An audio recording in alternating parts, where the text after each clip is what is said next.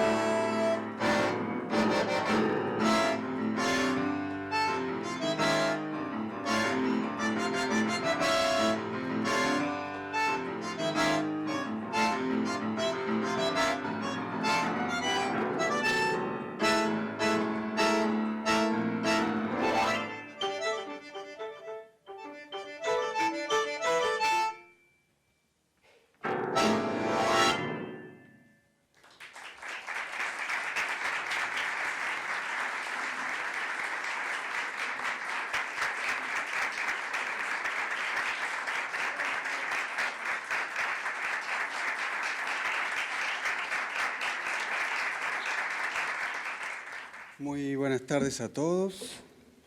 Muchas gracias por estar aquí.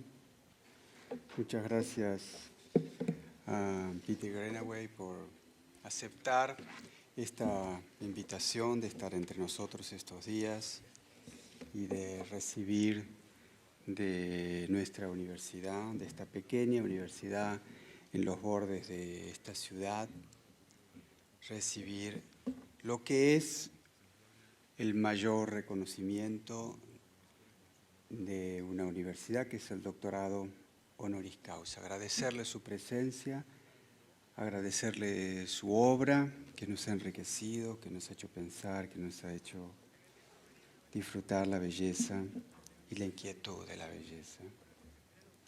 Un honoris causa, como ustedes saben, siempre es un acto de reconocimiento.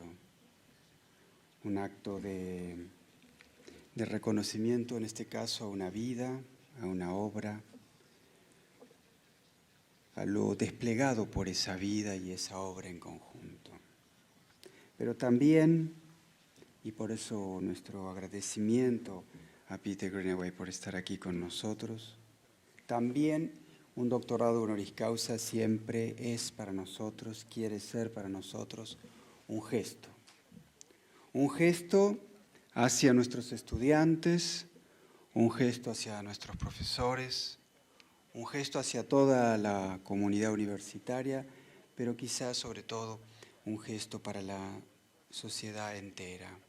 Un gesto modesto, sencillo, silencioso, pero que quiere ser contundente, que quiere ser veraz, legítimo.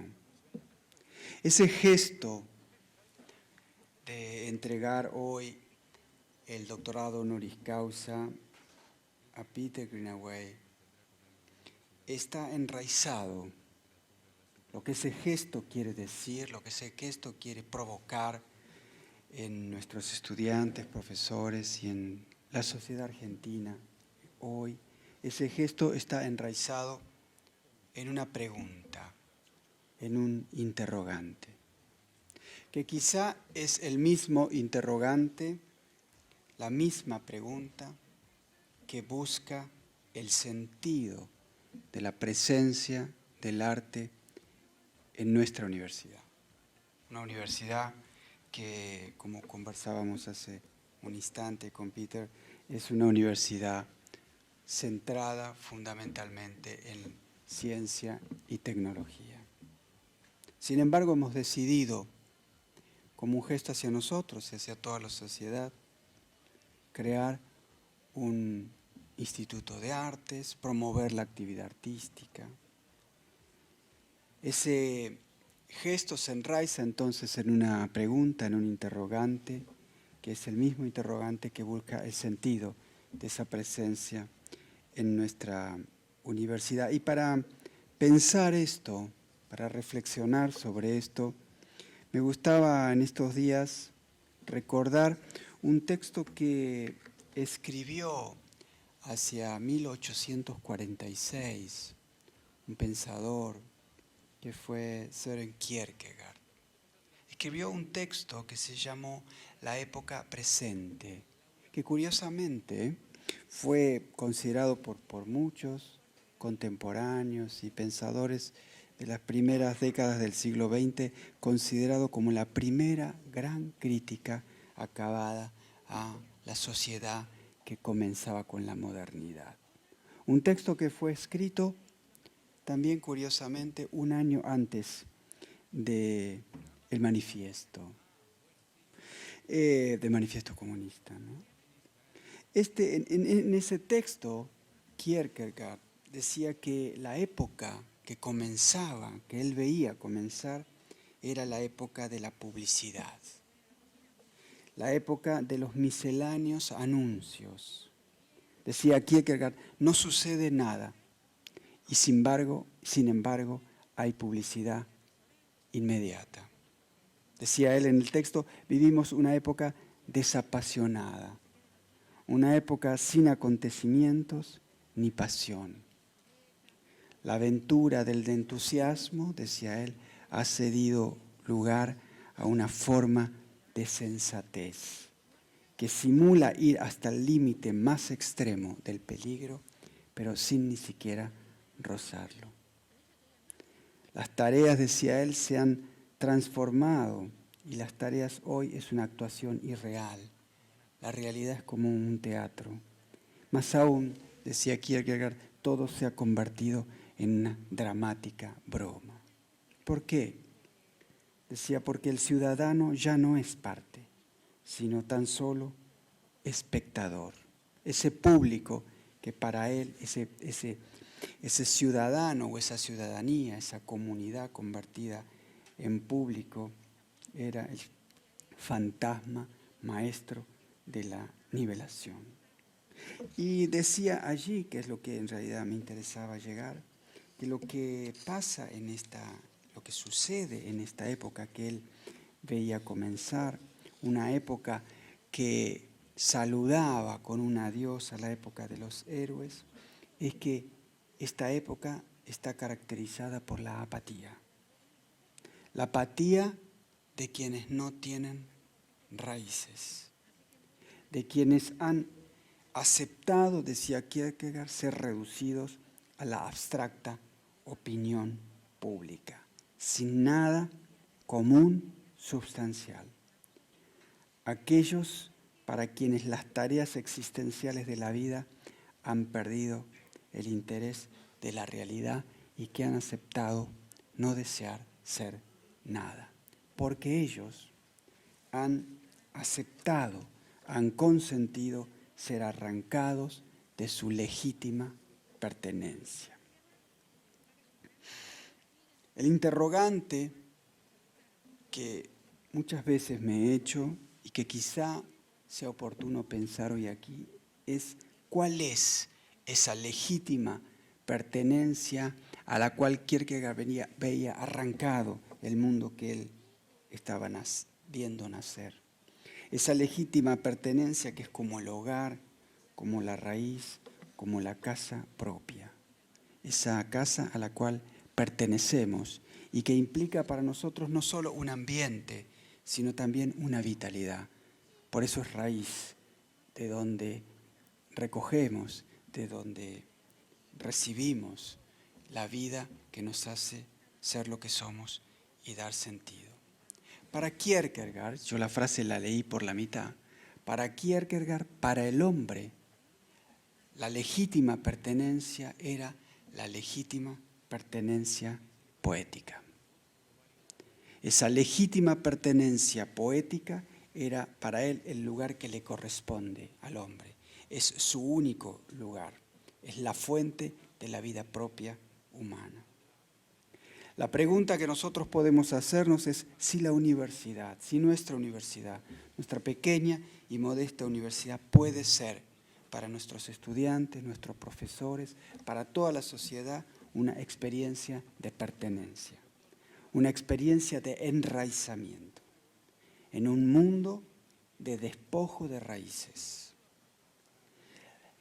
¿Y qué es esa pertenencia poética? ¿Qué es esa pertenencia poética como raíz, como casa, como ambiente, como vitalidad?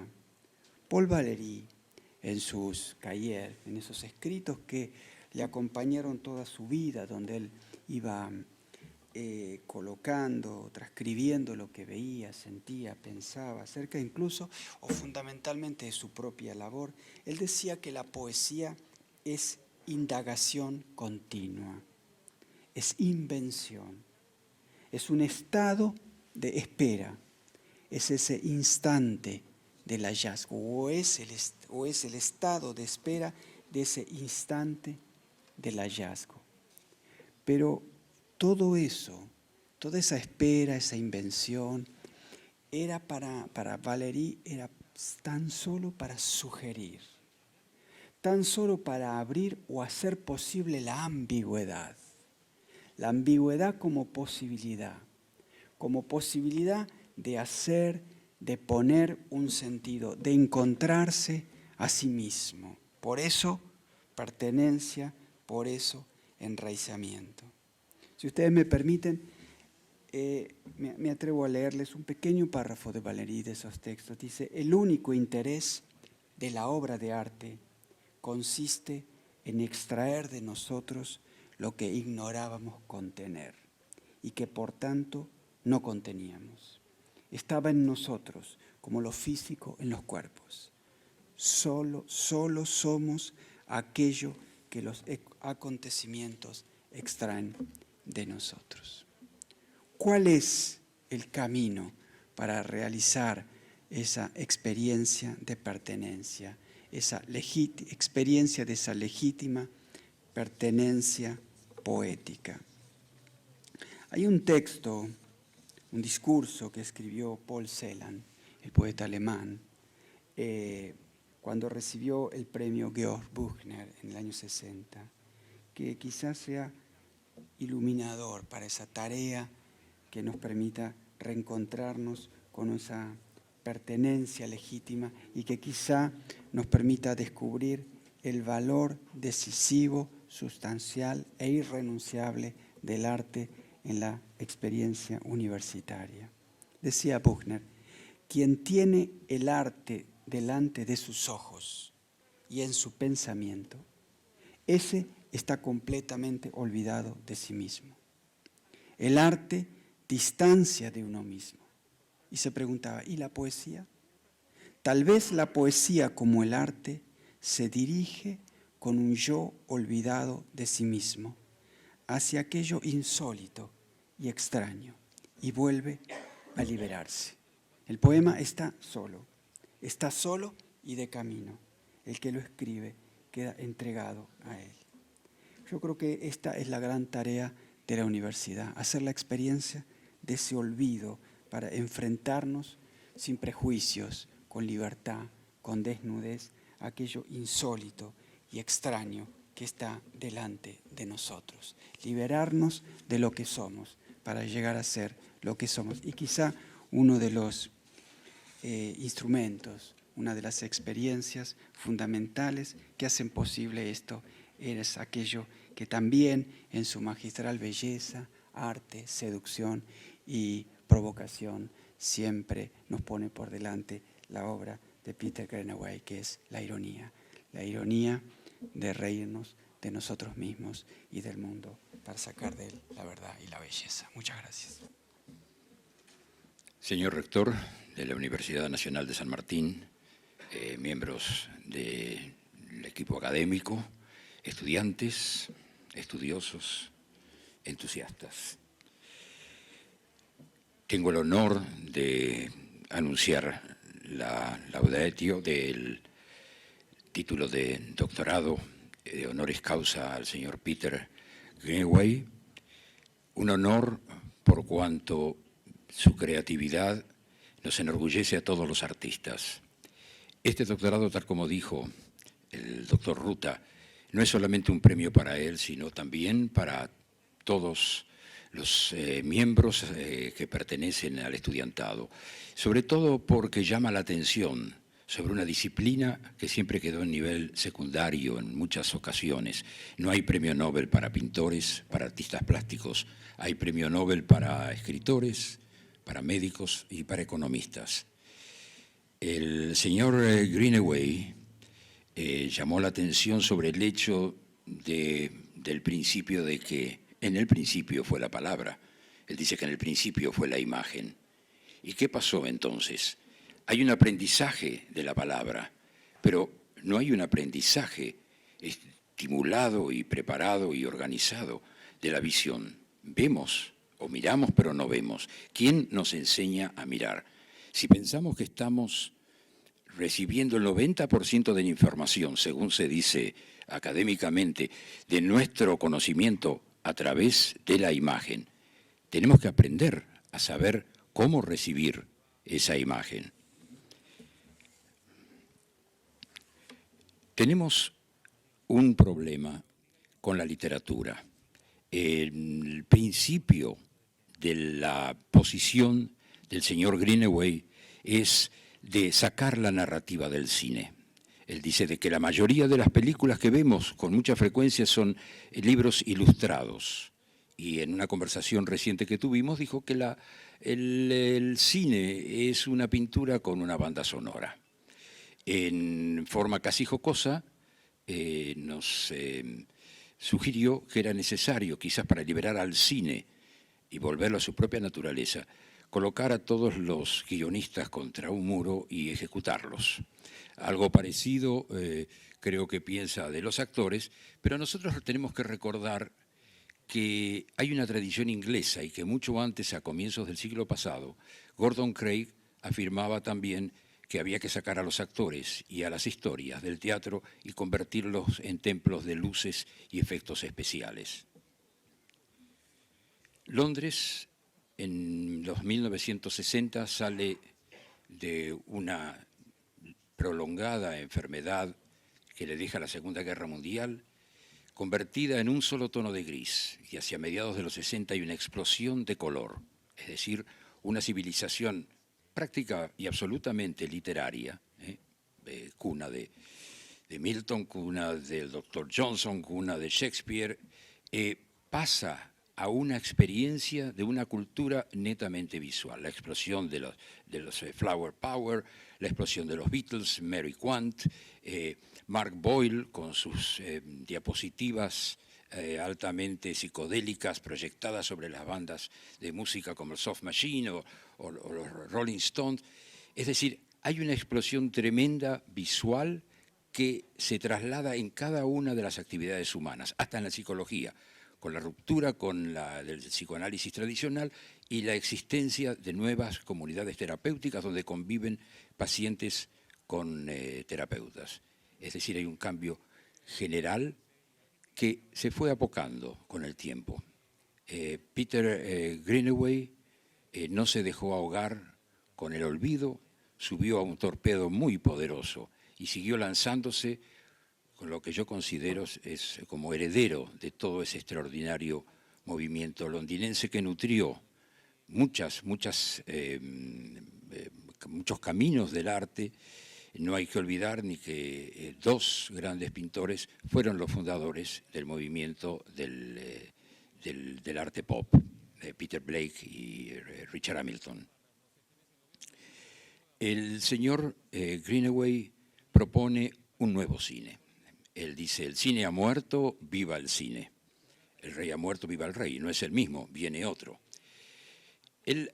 Su trayectoria es muy importante porque no solo se mantiene fiel a la visión y a su propia capacidad creativa, sino que también promulga como profeta una serie de medidas que las profecías en definitiva son hechos de nuestro tiempo con una sensibilidad especial de ver hacia el futuro.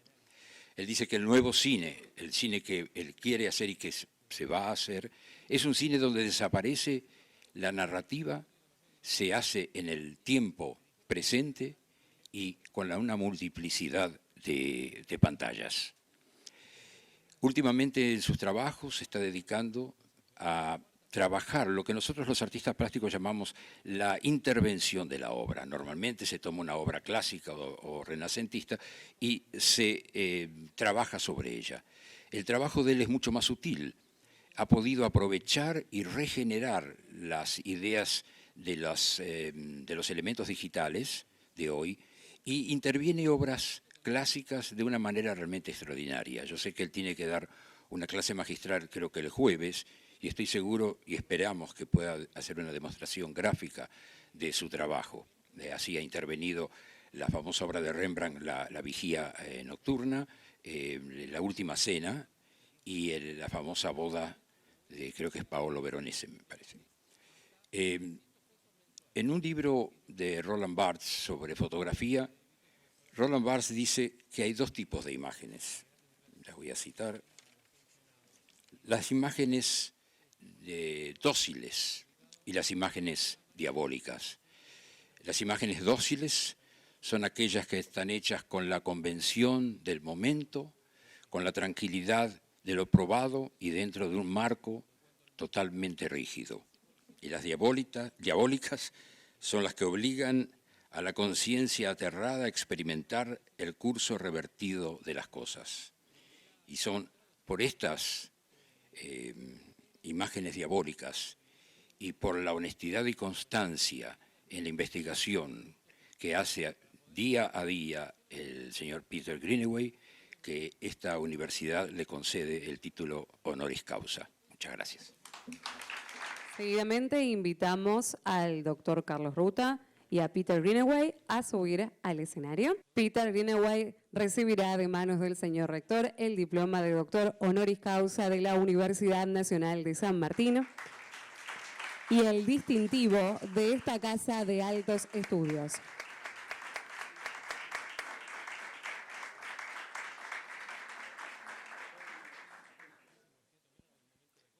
Brindamos nuevamente un fuerte aplauso.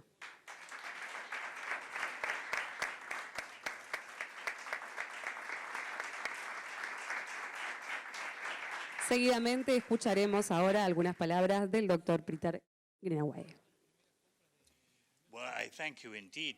Muchísimas gracias por este altísimo honor.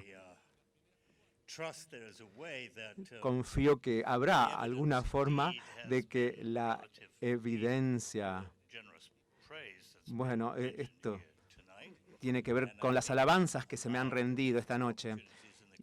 Y espero poder tener 2 oportunidades en los próximos días para hacer, de hecho, una presentación y mostrarle todas estas cosas y actividades que hemos estado llevando a cabo y todo lo que hemos estado explorando los últimos 4 o 5 años. Es cierto, y no quiero repetir lo que ya se dijo, y que podría decir que he levantado mi bandera para defender y usar todos estos dispositivos nuevos. Creo que Microsoft tiene mucho que ver y todas sus familias y parientes y primos que creo nos han dado esta idea de ideas de una inteligencia cinemática. Hagámoslo más amplio, digamos, nociones de un vocabulario visual y una gran emoción. Y creo que el cinema en los 70, en los 80, necesitaba con desesperación. Me empecé a emocionar y verme emocionado y atraído con este lenguaje. Así que no puedo dar marcha atrás ahora. Y hay algunos medios, como el importante del cinema, el celuloide. Hay algunos, 1 o 2, a directores de cine excéntricos de Estados Unidos que juegan con medios anticuados, pero creo que las ventajas de lo que vemos ahora es algo totalmente nuevo y es increíblemente extraordinario. ¿Qué sentido tendría dar marcha atrás el reloj? ¿Para qué? Es como tratar de reemplazar a Newton con Einstein, ¿no? Sí, que es un paso terrible hacia un abismo. Bueno, nuevamente me he hecho famoso no agradando a todos los que me escuchan y creo que el cine está muriendo, si no, ya no está muerto. Puede haber ciertos gritos de alarma, pero el señor Greenaway, usted sabe, yo puedo ir a ver 30, 40 cines, películas en la ciudad donde yo vivo. Bueno, el cine al parecer está floreciendo, pero en cierta forma si pensamos en los grandes días del cine, cuando el cine realmente era un instrumento, un estímulo para todos nosotros, ya esto no está en nuestra realidad. Hay 2 períodos, uno al final de la Segunda Guerra, en los 45, 46, cuando las audiencias, de hecho, eran muy variadas. Y curiosamente, en el 63, bueno, ya han mencionado esto hoy, los Beatles, ¿no? Y estoy seguro de que no hay ninguna conexión entre las actividades de los Beatles y estas nuevas cosas que están sucediendo en el cine. Pero creo que a partir del 63 hubo una baja de calidad en la popularidad del cine. Lo hemos visto en todo el mundo, al menos donde yo vivo, en Europa, el noroeste de este continente. Han cerrado muchísimas salas cinematográficas en Holanda. La generación de las laptops virtualmente dejó de ir al cine. Incluso creo que ni siquiera prestan atención a las transmisiones televisivas. Hay nuevas fuerzas en juego en el mundo y podríamos pensar que estamos en la era de la pantalla, pero no estamos en la era del cine, creo. Creo que, bueno, no tenemos por qué estar infelices al respecto. Ha existido una preocupación constante para satisfacer la imaginación humana a través de emociones auditivas y visuales, y esto va a continuar. Pero creo que además de cambios obvios en los hábitos del público, factores económicos, políticos, incluso arquitectónicos, que han reducido la importancia del cine, hay 4 áreas que, en mi opinión, el cine se ha condenado a sí mismo a lo terrible. Esto lo he dicho muchas veces, quizá lo vaya a repetir ahora, y a ustedes como una audiencia pueden abordar. Y las voy a llamar las 4 tiranías de la cinematografía. Permítanme mencionarlas una a una. Creo que hay una idea de que no tenemos realmente un cine de imágenes, no tenemos un cine basado en imágenes, sino que está basado y gobernado por un texto. Tenemos cine basado en el texto. Tenemos que destruir a este tirano, cortarlo, sacarla, extirpar, cortar este cordón umbilical que conecta al cine con las librerías, con los libros, ¿sí? Y creo que el cine empezó en el 1895, aunque algunos van a decir que fue mucho antes el nacimiento, pero creo que lo que hemos visto de estos 120 y pico de años de vida al cine, desde el 1895 hasta, digamos, el año pasado, más, no sé, 120 años más o menos, ¿no? Saquemos 1 o 2 años, pero probablemente podríamos decir que hay unos 120 años ocupados de un fenómeno que yo llamaría un texto ilustrado, y temo que un texto ilustrado no es cine, ¿no? El cine, bueno, siempre volvemos a los libros, a las librerías. Los grandes acontecimientos en los últimos 12, 13, 14 años han sido, bueno, Harry Potter quizás, El Señor de los Anillos. Ustedes saben, yo lo sé, que estos no son realmente aventuras cinematográficas, son imágenes de textos ilustrados. Pueden ir a las librerías y probablemente cerca, y tenemos lugares donde estamos y encontrar estos textos originales muy fácilmente. Creo que es bastante fácil para mí poder condenar a estas 2 áreas, pero creo que podemos pensar Almodóvar, por ejemplo, Eisenstein, e incluso podemos pensar en los primeros años, en los 1800 y pico. Y tiene que haber un texto para tener una película. Personalmente, no puede ir a un estudio, un productor, con 4 pinturas, alguna litografía, un libro de dibujo, digamos. Entonces, deme el dinero a cambio. La mayoría de la gente, y esto sucede con los productores, la mayoría son analfabetos visuales. Hay que darles un texto antes de que les den la luz verde para poder desarrollar ciertas ideas, nociones. Digamos, una noción visual de una presencia, de un cine, que es esencialmente algo basado con imágenes. Bueno, la primera tiranía o el primer tirano, bueno, tenemos que dejarla atrás, olvidarla, extirparla, como ya se dijo en esta plataforma, o hay que matar a los guionistas. ¿Sí? ¿Hay alguno acá? A ver, levante la mano. Así, no sean tímidos, no se asusten. Bueno, creo que puedo hablar, ¿no? Sin prejuicio de la pintura. Creo que la pintura es algo maravillosa, como diría, el epítome de una aventura artística. Todo en esta sala, hasta incluso las medias, tuvieron que ser diseñadas. Y pienso que todos los diseñadores tienen una gran deuda, ¿sí?, con esta noción de pintura. El supremo organizador que ha sido responsable de tanto. Les cuento algo. Probablemente oyeron hablar de un suizo italiano, escultor, ¿sí? Giacometti, dijo, sí, y no quiero criticar a las abuelas, pero las abuelas probablemente no sabían nada respecto de Picasso. Sí, seguramente Picasso sabe todo sobre sus abuelas, eso tengan la certeza. Bueno, el boomerang que no vino en los últimos 8.000 años, no quiero ir hasta el Renacimiento, los últimos 500 años, digamos, las actitudes de mirar, de ver, que influyen todo lo que existe en esta sala, hasta incluso las medias, fueron el diseño de algo hecho por el hombre. Entonces, los artistas, los pintores, sobre todo los pintores, las personas más importantes que existen en cuanto a la civilización y la cultura de la civilización. Esta es mi primera preocupación. No es que esté contra la literatura para nada, pero creo que la literatura tiene su propio lugar. Sí, miles de años de poesía lírica, cuántos años de novela y el teatro. ¿Por qué no podemos permitirle al cine que tenga su propia sintaxis, gramática, vocabulario y que funcione esencialmente a través de la inteligencia visual? Es el turismo. Dicen que estas mejores pinturas no necesitan una narrativa porque necesitamos un cine narrativo. Y este es un desafío, algo provocador como fenómeno, porque creo que ustedes van a tratar de postular la noción de que la mayoría de gente va al cine a que les cuenten una historia.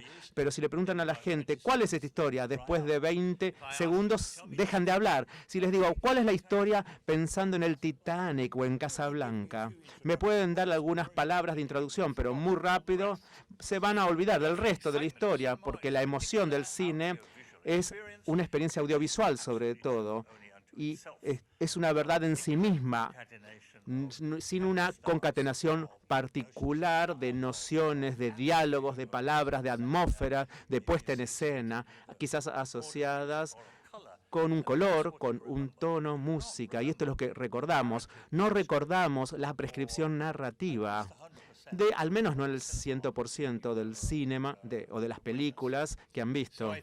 Así que creo que es la historia, la narratividad, es tan poco importante. ¿Por qué tenemos que gastar tanto tiempo buscando esto?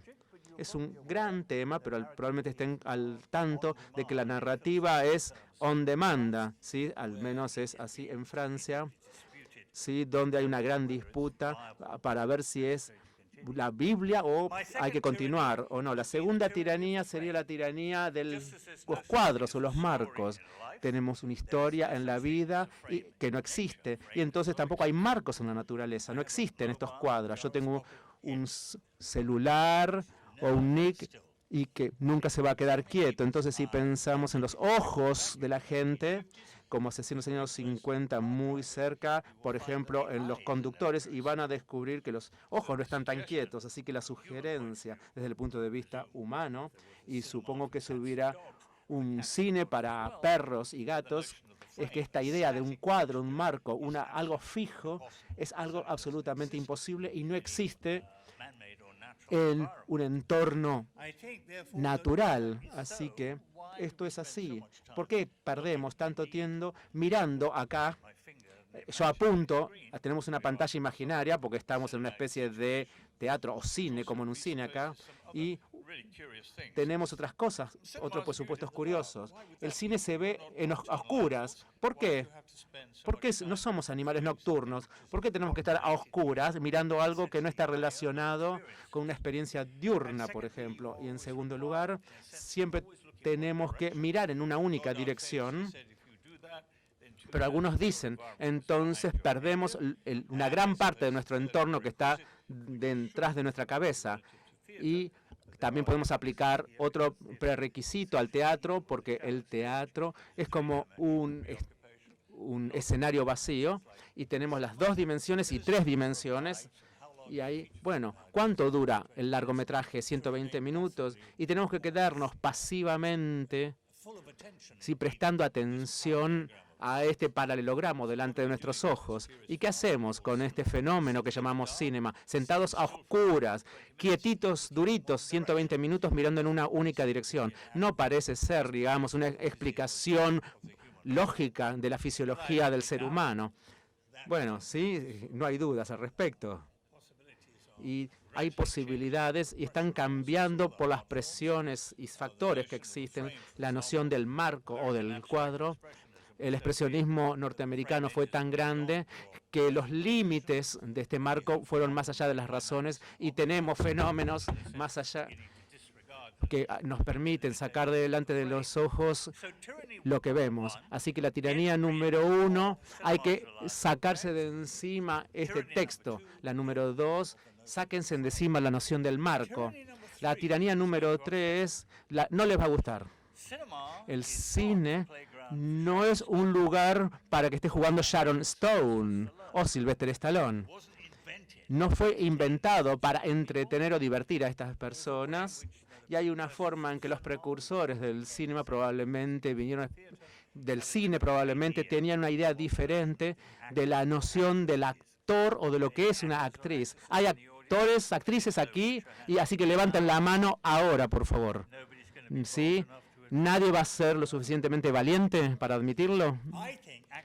Bueno, creo que los actores, bueno, no se los usa bien, repiten a una especie de teatro grabado, como pensemos en Chekhov, allá en Rusia, en el teatro del siglo XIX, y no creo que hayamos hecho muchos progresos desde entonces.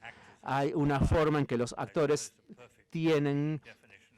Bueno, la definición perfecta es a alguien que ha sido entrenado para creer que no los están mirando. Una vez que saben que los están mirando, entonces son terribles como actores. Hay una contradicción enorme en términos y eventos que hay que reconocer y admitir. Tendríamos que investigar qué es lo que queremos que haga un actor o una actriz para hallar nuevas formas de desarrollar y llegar a esto. La tiranía del texto, del marco, de la tiranía del actor. Y ahora estoy mirando, a ver quién me está mirando por acá, una cámara, ¿no? Ahí.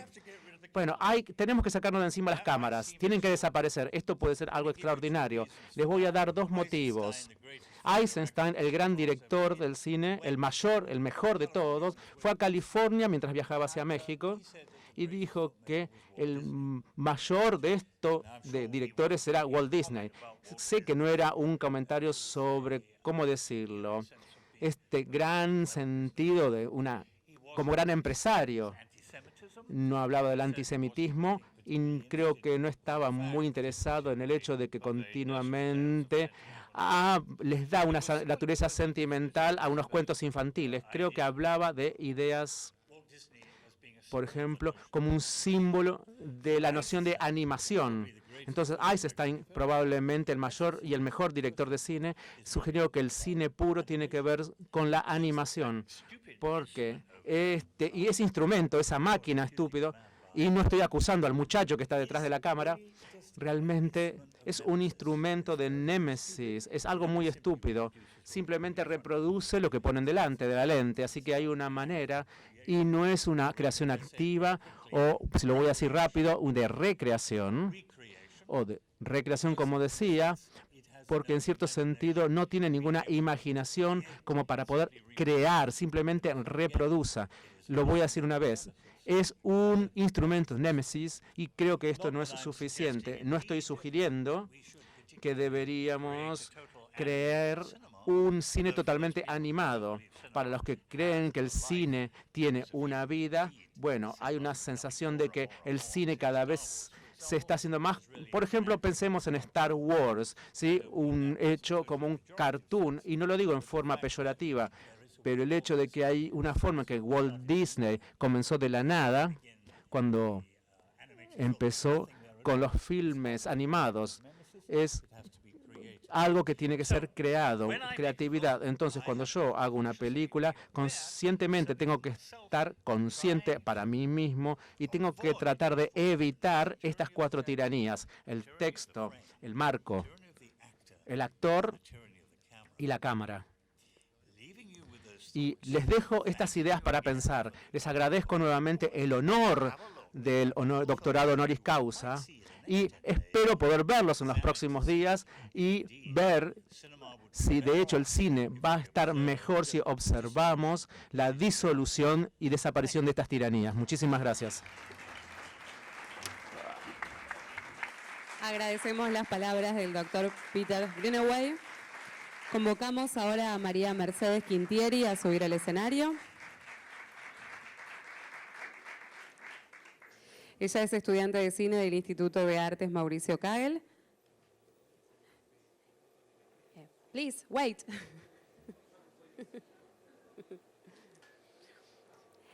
Ella hará entrega de un regalo al doctor Peter Greenaway. Se trata de una obra titulada Buenos Aires, 1995, de Juan Travnik, director del área de fotografía del Instituto de Artes Mauricio Kagel.